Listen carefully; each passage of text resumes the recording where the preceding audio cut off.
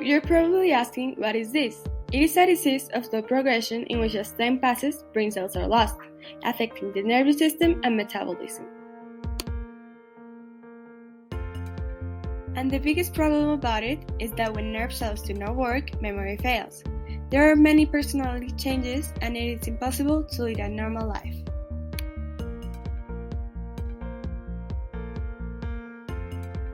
In theory, this disease consists in 3 stages. The first one is the mild Alzheimer's, the second one is the moderate Alzheimer's, and the third one is the severe Alzheimer's. First of all, in the early stage of the disease, the person can still function independently. They may be able to drive, work, and participate in most activities. Despite this, the person may feel that they have episodes of memory loss, and that gives him anxiety attacks, making him a bit aggressive.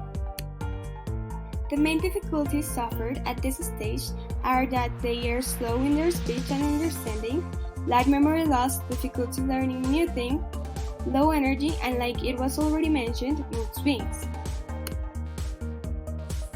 Then we have the moderate Alzheimer's. This one can last for many years.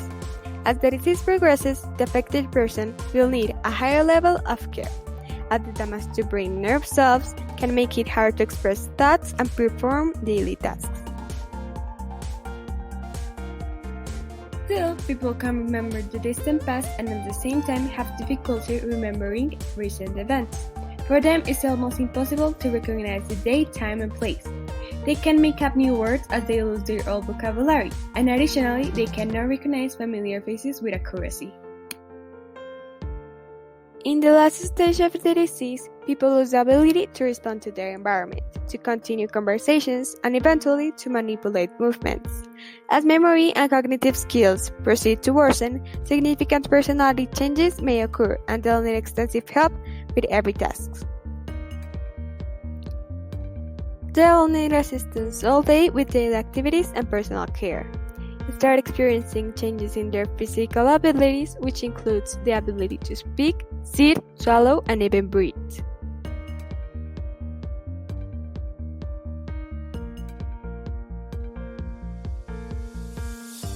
Throughout the time that had passed since Alzheimer was discovered in 1901, scientists are not near to find a cure, but they found some risk factors that cause the disease,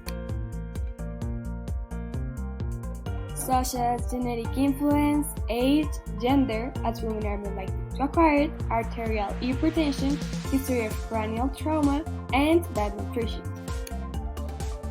Additionally, if there's a background of depressive processes, Down syndrome, tobacco, diabetes, and obesity, there's a big probability that you'll have the disease too. Till now, we have been talking about the scientific and psychological effects the disease has on the patient. But what about the family members? Alzheimer's will strongly impact the family of the individual.